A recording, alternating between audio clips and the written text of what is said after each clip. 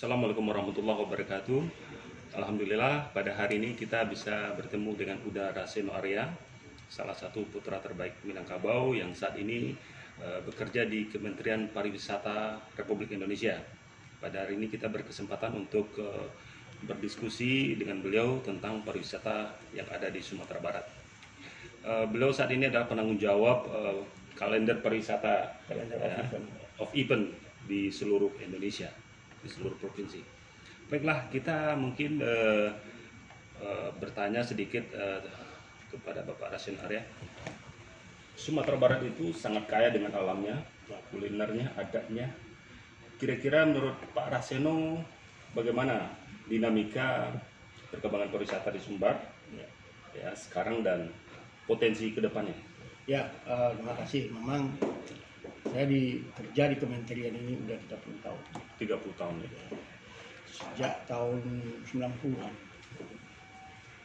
Kemana-mana kita pergi, bagaimana kita menangani pariwisata.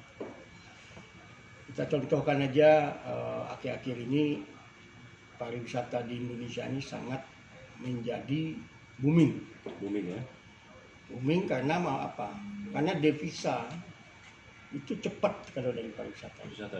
Jadi kalau misalnya kita begini, kalau kita buat gedung, kita buat tempat lah di usaha-usaha lain, itu memerlukan biaya yang besar. Tapi kalau di pariwisata ini, itu langsung Ya. langsung orang mendapatkan keuntungan. Contohnya, seorang ke Padang.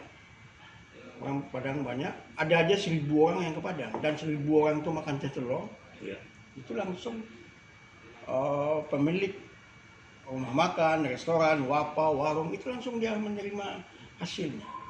Nah, sekarang kita lihat di kampung kita ini, pariwisatanya semuanya ada. Kita bangun pagi, kita bisa melihat lembah. Bangun pagi kita bisa melihat danau yang begitu indah. Dan itu tidak ada di dunia. Ada yang namanya danau di atas, danau di bawah, itu luar biasa. Itu kenikmatan yang diberikan oleh Allah buat kita. Kita kembali ke daerah lain. Kita lihat misalnya contoh kecil aja Banyuwangi. Banyuwangi itu dia tidak punya apa-apa. Dulu orang ke Banyuwangi naik mobil itu bisa sampai 15 jam. Kalau dari Jakarta itu kan lewat Surabaya itu bisa sampai 15 jam. Baru sampai di Banyuwangi. Dan sampai di sana tidak ada yang dilihat. Karena di situ terkenal dengan santetnya. Kita kembali kepada orang-orang yang memang peduli dengan pariwisata, terutama pimpinannya. Bupati, wali kota, gubernur. Nah, itu kalau di kantor kami, menteri itu menganggap itu CEO-nya. Kalau di perusahaan, CEO ya. CEO.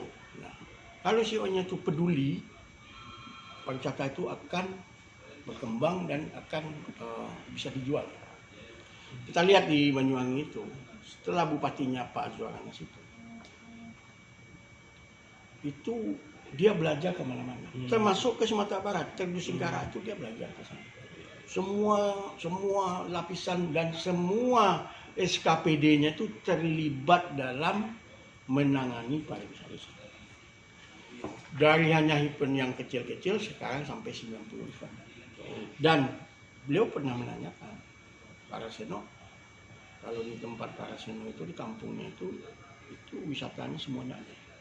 Apalagi kulinernya luar biasa ya kan, indah alamnya di tempat saya tidak ada apa-apa. Tapi karena dia semangat, karena pariwisata inilah dia pikir yang bisa memberikan kesejahteraan kepada masyarakat, itu menjadi fokus dia pertama. Beda dengan kita, apakah kita menjadi fokus enggak tuh pariwisata? Kadang-kadang saya melihat pimpinan semua, termasuk stakeholder, termasuk orang-orang yang peduli dengan pariwisata, komentar begini semua, tapi eksekusinya nggak ada. Berarti